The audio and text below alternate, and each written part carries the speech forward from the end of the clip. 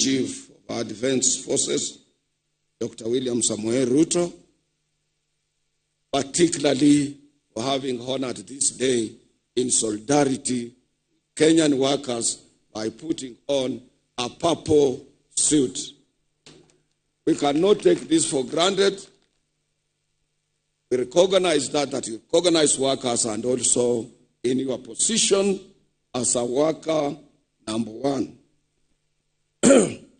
I know I want to be very brief, but I want also to tell all of you who are here, who have assembled here to listen to us, that mvua haitanyesha. Kwa ajili kule nakotoka, wana uwezo wa kusimamisha mvua tukiwa na sherehe kama ya leo. Na hiyo kazi imeanza kufanywa. Tulituma mmoja wetu anaitwa Mheshimiwa Omboko Miremba kwa ajili grandfathers wake ndio huwa wanasimamisha hii mvua kutoka kule sehemu za nyumbani. Na nataka kumshukuru Mheshimiwa Omboko Miremba, who is also the chairman of COPET, for the good work you have done, and it will not rain.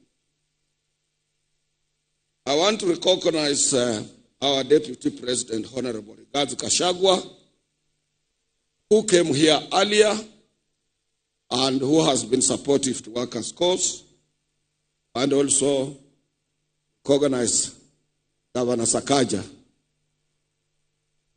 Wengi wenu mnajua wakati wa Labor Day, mimi niliwauliza huyo kijana mnipatie Mheshimiwa Sakaja, and you did a good job, kamfanya senator wa Nairobi. Sakaja grew up with my children. Sakaja has been part of my family. And that is why, and we are not saying that the performance vis-a-vis his position might not be satisfactory, but we must develop channels such as the one I've developed, and I communicate to him on issues of informal sector in Nairobi and what is happening and how we can make our city to be beautiful without really throwing stones at him.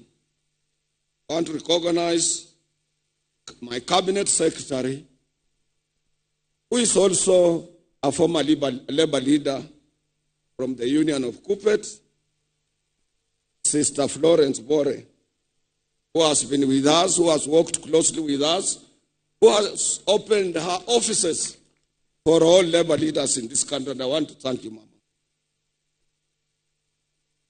Those cabinet secretaries who might be around here with us, recognize you.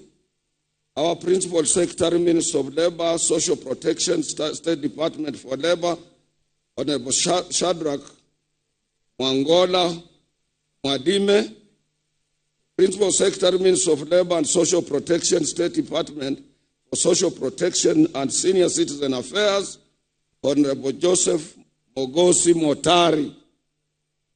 Other principal secretaries present, my twin sister, Executive Director of Federation of Kenya Employers, Sister Chaglin Mugo,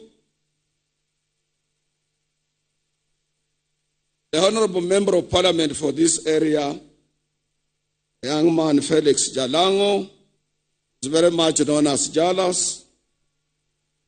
Honorable Pasaris, our women rep in this city, ambassadors and high commissioners, managing trustee of our National Social Security Fund, Brother David Koros, the Chief Executive Officer, National Hospital Insurance Fund, Brother Elijah Washira, and the Acting Director General, National Industrial Training Authority, Sister Teresa Wasike, my colleague of our sister union, Trade Union Congress, Charles Wire, and other public service unions which are around, including the universities. I was impressed to see your floats. And other dignitaries that are present, brothers and sisters. I want to be very much brief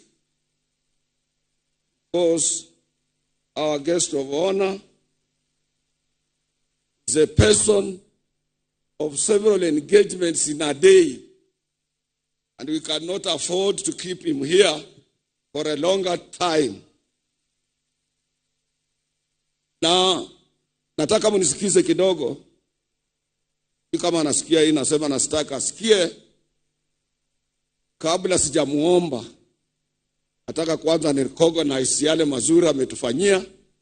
Ndio roho yake irudi chini sana. Aelewe sisi kama wafanyikazi tuko wapi. First and foremost, Your Excellency, I want to take this opportunity to thank you for honoring our invitation. You are our chief guest today.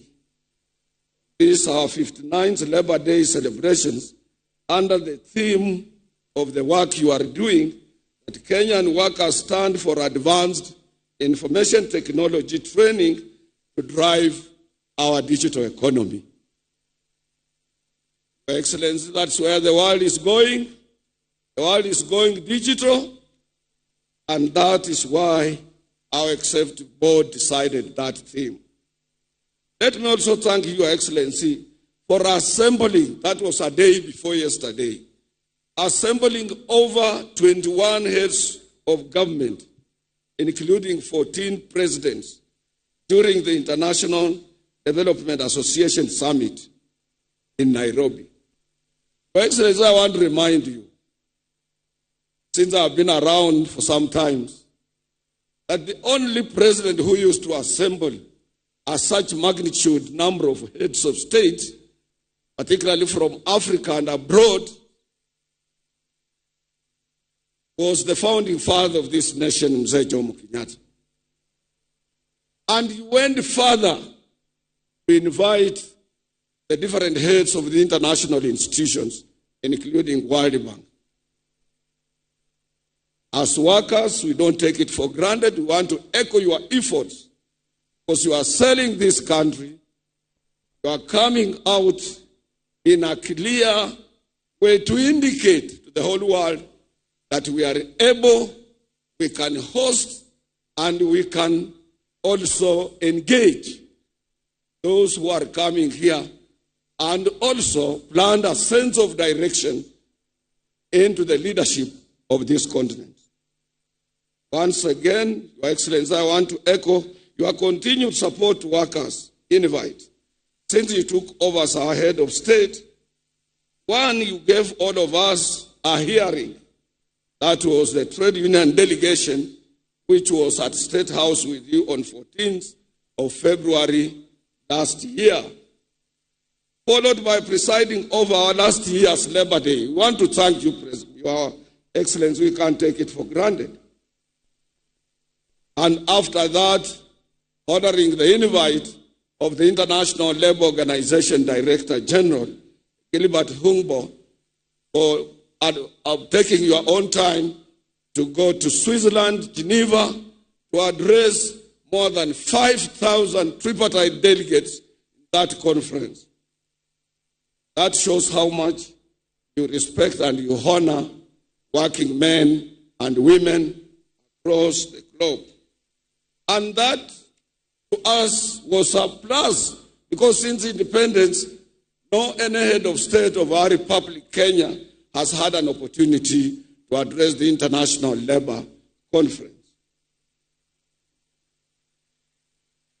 Your Excellency, you also didn't stop there.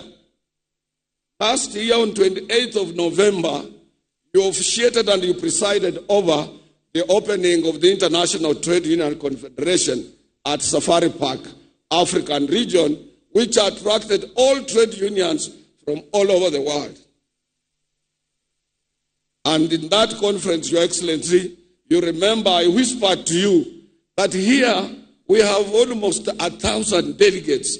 And how will we be able, as a single center, trade union center, to manage settling even the bills of our hotels? And I reminded you, I told you in other countries where we have been, government have handicap come in to make sure that they assist the labor movement in this area. Your Excellency, we want to thank you. You didn't hesitate. Within no matter of few days, you send us 10 million Kenya shillings to assist us in offsetting the bill at Safari Park Hotel.